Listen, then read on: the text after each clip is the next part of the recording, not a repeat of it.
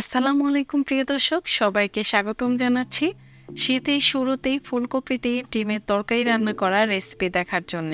সবসময় তো আমরা মাছ দিয়ে ফুলকপি রান্না করে থাকি, তবে এভাবে যদি একটু ভিন্নভাবে ডিম দিয়ে ফুলকপির তরকারি রান্না করেন, সবাই খেয়ে শুধু প্রশংসাই করবে। বিশেষ করে রুটি, পরোটা, সাদা ভাতের সাথে এটা খেতে কিন্তু দারুণ লাগে। রেসিপিটা সবচেয়ে সহজভাবে শেয়ার করেছি, আশা করি আপনাদের কাছেও ভালো লাগবে। চুলায় একটি প্যান বসিয়ে দিয়েছি আর এর মধ্যে দিয়ে দিচ্ছি 2 টেবিল চামচ পরিমাণ রেগুলার রান্নার তেল, হাফ চা চামচ পরিমাণ লবণ আর হাফ চা চামচ পরিমাণ হলুদের গুঁড়ো। এখানে আমি 5টা সিদ্ধ করা ডিম নিয়েছি। এখন এই ডিমগুলোকে লালচে করে ভেজে নিব। সামান্য একটু হলুদের গুঁড়ো দিবেন, এতে ডিমের কালারটা সুন্দর আসে। আর আমি ডিমগুলোকে কিন্তু একটু লম্বা করে কেটে দিয়েছি, এতে ডিমগুলো ফুটে উঠবে না। এখন নেড়ে চেড়ে এভাবে লালচে করে ডিমগুলোকে কিন্তু ভেজে নিয়েছি। এখন এই ডিমগুলোকে প্যানের থেকে উঠিয়ে নিচ্ছি আর একই প্যানে যে তেলটা রয়েছে এই তেলের মধ্যে আমি ফুলকপিগুলোকে ভেজে নিব। এখানে বড় সাইজের গোটা একটা ফুলকপি এভাবে ছোট টুকরো করে কেটে খুব ভালোভাবে ধুয়ে নিয়েছি। আর আমি কিন্তু ফুলকপিগুলোকে গরম পানিতে ধুয়ে নিয়েছি, এতে ভিতরে যদি কোনো পোকা থাকে তাহলে বের হয়ে আসবে। এখন নেড়ে চেড়ে লালচে করে এই ফুলকপিগুলোকে ভেজে নিচ্ছি। আর অবশ্যই জালটা হাই হিটে রেখেই ফুলকপিগুলোকে ভাজতে হবে। এই তো ফুলকপিগুলো ভাজা হয়ে গিয়েছে, এখন প্যানের থেকে উঠিয়ে নিচ্ছি আর একই প্যানে কিন্তু তরকারিটা রান্না করব। দিয়ে দিচ্ছি 3 টেবিল চামচ পরিমাণ রেগুলার রান্নার তেল আর দিয়ে দিচ্ছি 2টা আলু মাঝখান থেকে কেটে খুব ভালোভাবে ধুয়ে নিয়েছি। আলুগুলো দিয়ে দেওয়ার পর নেড়েচেড়ে লালচে করে আলুগুলোকে ভেজে নিয়েছি। এই পর্যায়ে দিয়ে দিচ্ছি 3 টেবিল চামচ পরিমাণ পেঁয়াজ কুচি। পেঁয়াজ কুচিটা নেড়ে চেড়ে দেওয়ার পর আমি এর মধ্যে কিছু গরম মশলা অ্যাড করে দিচ্ছি।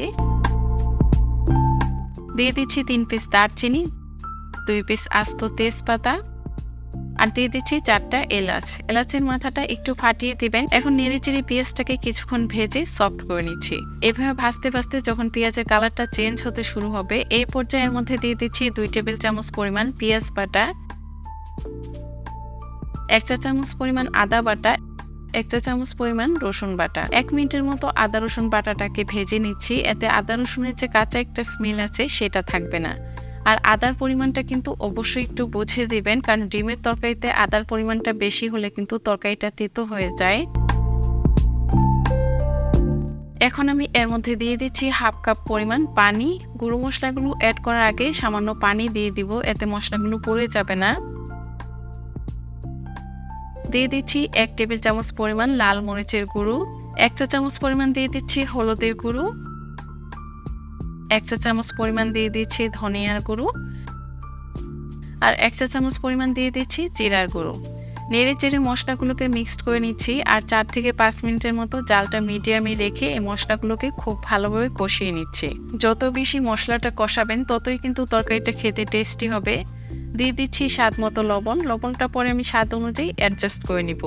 এভাবে কষাতে কষাতে যখন মশলার উপরে তেলটা ভেসে উঠবে, এই পর্যায়ে আমি এর মধ্যে দিয়ে দিচ্ছি 1 কাপ পরিমাণ পানি।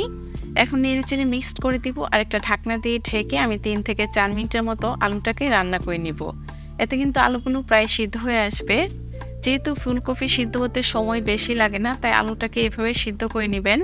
প্রায় 4 মিনিট পর ঢাকনাটা উঠিয়ে দিয়েছি আর একটু নেড়ে চেড়ে দেওয়ার পর আমি এর মধ্যে ফুলকপিগুলো দিয়ে দিচ্ছি। আর ফুলকপিগুলো কিন্তু ভাজার সময় অলমোস্ট সিদ্ধ হয়ে গিয়েছে। ফুলকপিগুলো দেওয়ার পর নেড়ে চেড়ে মিক্সড করে দিব আর একটা ঢাকনা দিয়ে ঢেকে আরও 5 মিনিট সবকিছু খুব ভালোভাবে রান্না করে নিব। এতে ডিম আর ফুলকপি দুটোই খুব ভালোভাবে সিদ্ধ হয়ে যাবে। ফিরে আসছি 5 মিনিট পর। 5 মিনিট পর ঢাকনাটা উঠিয়ে সবকিছু নেড়ে চেড়ে মিক্সড করে দিলাম আর এই পর্যায়ে দিয়ে দিচ্ছি আগের থেকে ভেজে রাখা ডিমগুলো।